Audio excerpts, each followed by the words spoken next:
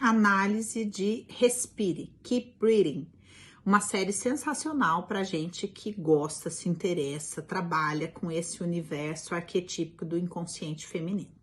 Então, é por essa perspectiva que eu vou te propor essa análise e quero já começar desconstruindo um pouco a lógica da série, de como a série nos é apresentada, né?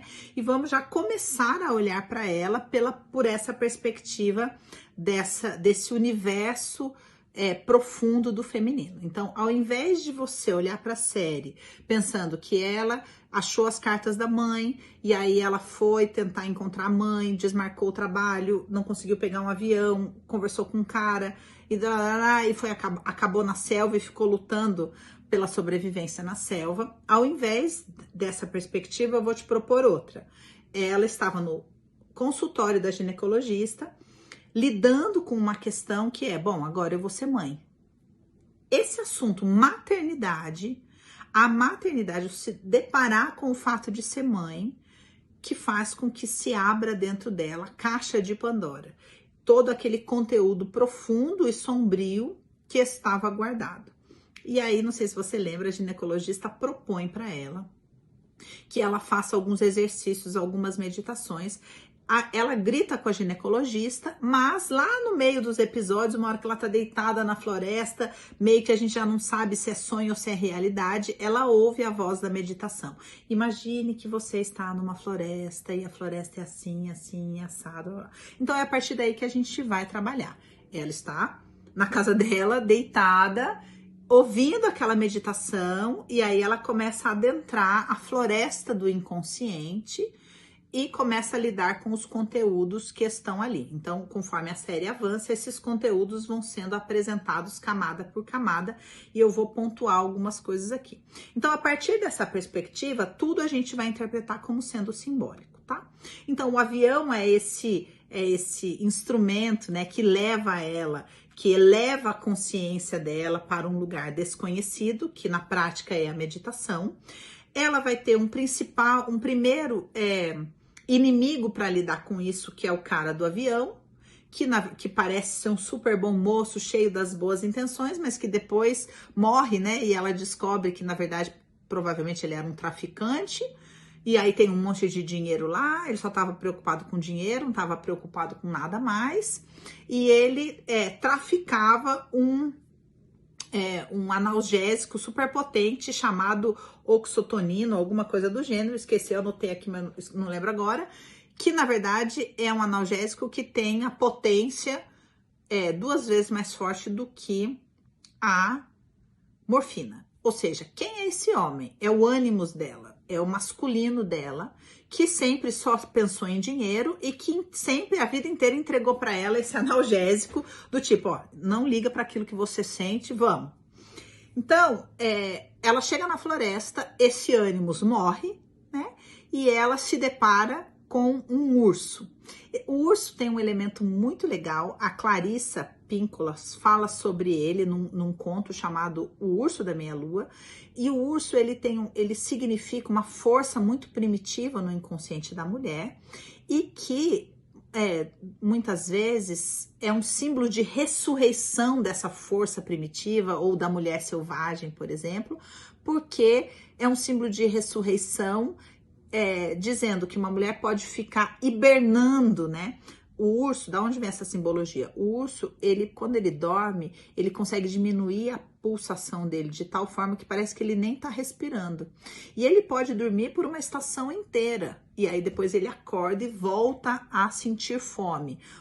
Ele sai da caverna para caçar. E é isso que acontece com ela. Essa força primitiva dela estava na caverna, estava dormindo. E desperta a fome emocional dela, o primitivo dela desperta ao se descobrir grávida.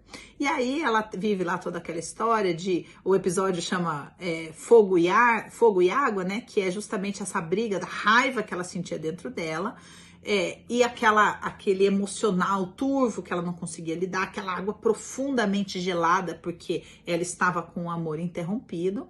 E aí, para sobreviver, né, dentro desse processo, ela começa a queimar dinheiro. Ou seja, a troca de valores que ela vai vivendo, a troca de valores que a maternidade e a proposta de ter um relacionamento vai exigindo dela, porque até então ela tinha feito tudo na vida para ter dinheiro. E aí ela começa a queimar aquele dinheiro para produzir fogo, para produzir calor, para conseguir seguir adiante.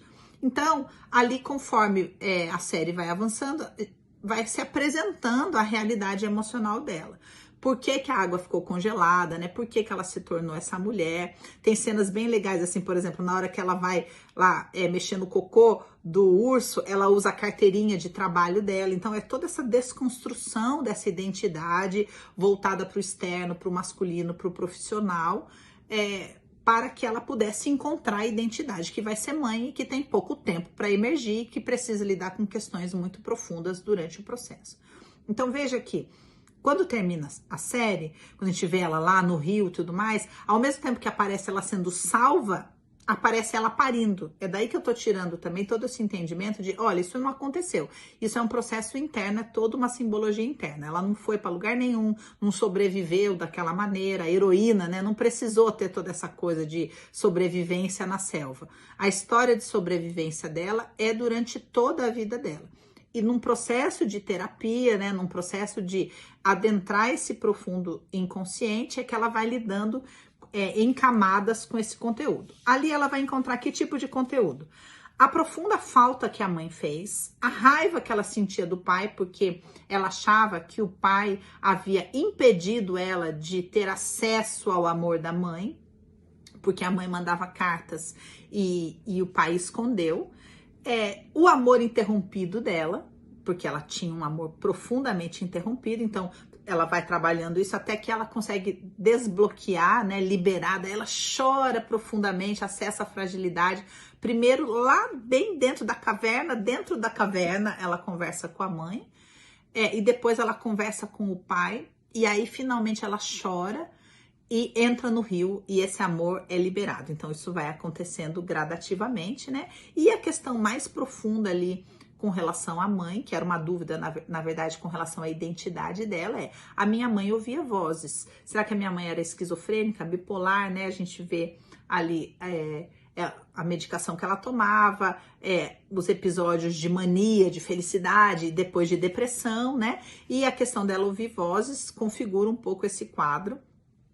E ela tem medo, né, de falar, será que eu sou louca igual minha mãe, né? Traduzindo numa linguagem mais simples, ela tinha um profundo medo. Então, ela vai lidar com todas essas questões. E a primeira barreira que ela encontra é a recomendação que a mãe dá para ela quando vai embora. Que a mãe diz, eu amo você, seja boazinha. Então, na verdade, o seja boazinha tem a ver com não se revolte, não demonstre os seus sentimentos, não queira além daquilo que você tem. E ela foi leal a isso uma vida inteira, por isso que o primeiro contato é com o urso, né? Porque o urso é essa força primitiva que acorda e fala, eu tô com fome sim. Então, veja que durante toda a série, ela traz esses episódios da fome, que a gente pensa inicialmente que é porque ela tá na selva e tá com fome, tá com sede, mas o pai e a mãe ocupados demais com as crises deles e ela com fome mesmo, e ninguém ocupado em dar comida para ela. E aí ela configura uma identidade que não se alimenta emocionalmente, não se alimenta fisicamente. Então ela reproduz o comportamento da mãe, só come bobagem e bebe. Exatamente como a mãe fazia, né?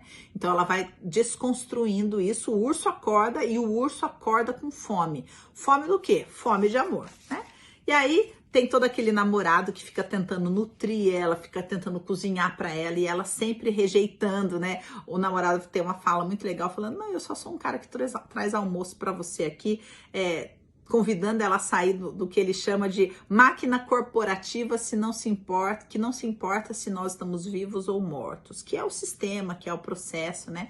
E que ele é um homem que convida ela a sair. E ela vai nas memórias dela, fazendo um caminho de volta. Aí aparece a professora conversando com o pai, dizendo que ela não se interessava por nada, que ela já tinha recolhido. Como é que o recolhido os investimentos emocionais dela? Como é que esse amor foi sendo interrompido? Com esse recolhimento dos investimentos libidinais dela, né? Então ela não se interessava mais por nada, por ninguém.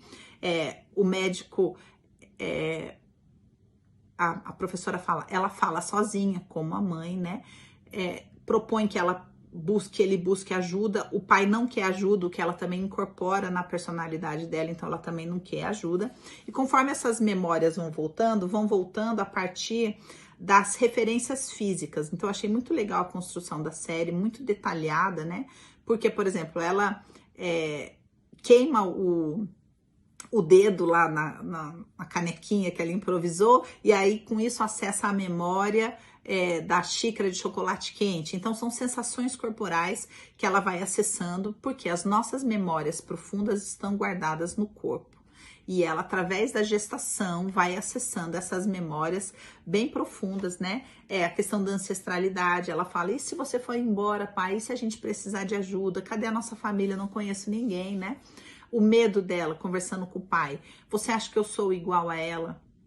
Porque, na verdade, para ela poder ser mãe, ela vai ter que visitar esse lugar. Eu sou a minha mãe.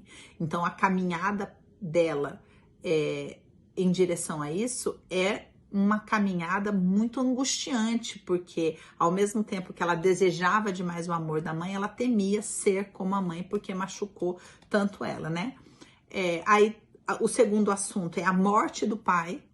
Então, na verdade, veja, a série vai caminhando, mostrando ela com o coração completamente fechado emocionalmente para o pai, mas ao mesmo tempo, quando o pai morre, ela se embebeda e acaba inconscientemente botando fogo no apartamento, querendo seguir o pai, né?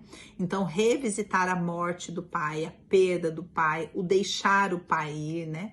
Todo esse processo que ela vai caminhando, que ela vai vivenciando quando ela revisita essa memória da perda do pai, da venda do apartamento, né, do não abrir mão da história. Ali aparece ela sonhando com o urso e indo lá comer igual o urso, né, como se fosse um animal, ou seja, mostrando a conexão de que ela já estava admitindo a fome de amor que ela havia negado durante tanto tempo, né.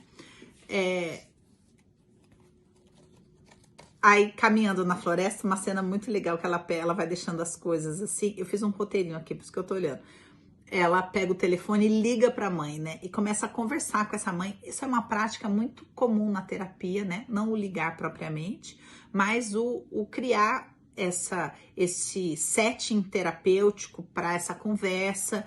Às vezes feito com uma carta, às vezes feito com uma catarse, né? Mas essa fala precisa vir. E ela traz isso para a mãe, né? Traz a falta, traz a raiva, né?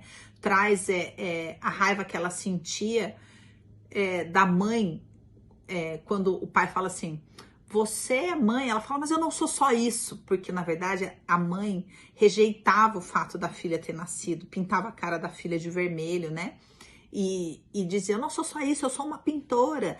A mãe completamente apegada a esse universo, né, masculino da realização, do trabalho, e sem conseguir se conectar com esse universo feminino, do nutrir, do relacionar-se, né, do se comprometer, do gerar, do maternar. Ela não conseguia fazer isso.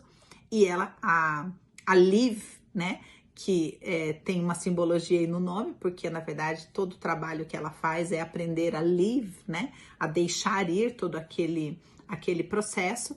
Ela precisa encontrar um lugar dentro dela onde ela não é igual à mãe, apesar de ser, porque ela também sempre priorizou o trabalho exatamente como a mãe, negligenciando as suas relações, né? Então, esse olhar para esse espelho é um processo bem difícil para ela. Ela se percebe andando em círculos na floresta, que é um processo interno, começa a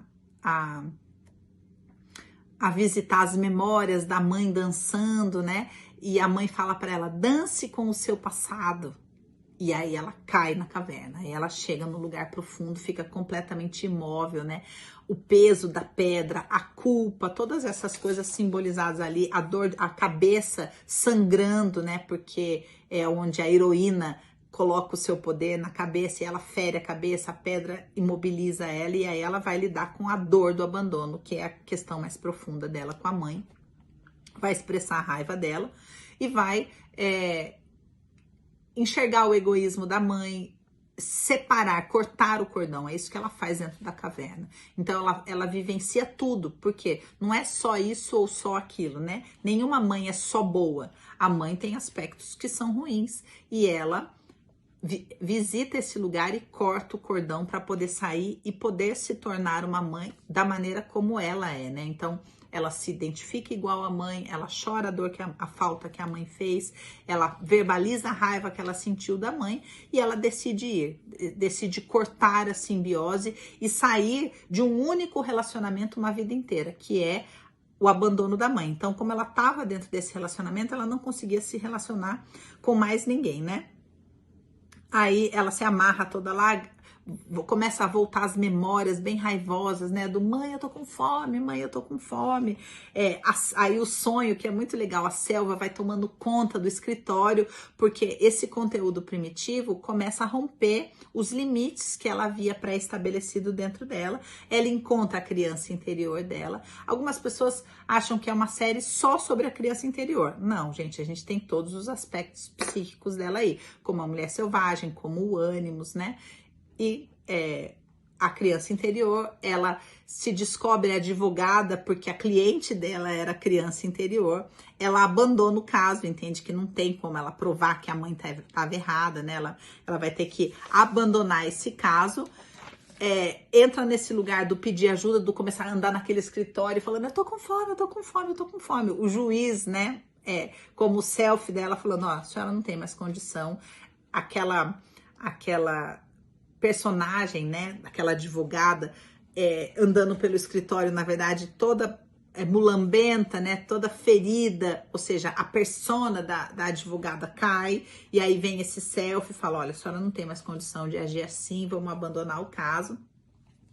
Ela revisita, né, essa memória de não poder interromper a mãe quando a mãe estava trabalhando, a coisa do sangue, né, do feminino, do sangrar, que a gente trabalha tanto quando cura o feminino, expressa na tinta que ela pinta a cara da filha e que ela come na hora daquele momento lá, não sabe se é sonho, não sabe se é realidade, ela tá com tanta fome, ela só acha a tinta vermelha da mãe para comer, então ela come aquilo, né, acessando a memória mais profunda e mencionando ali na caverna, eu não consigo sair, e a mãe sugere para ela se matar, né? Ali tomando aquela analgésico de novo, ela decide não se matar, vem a memória dela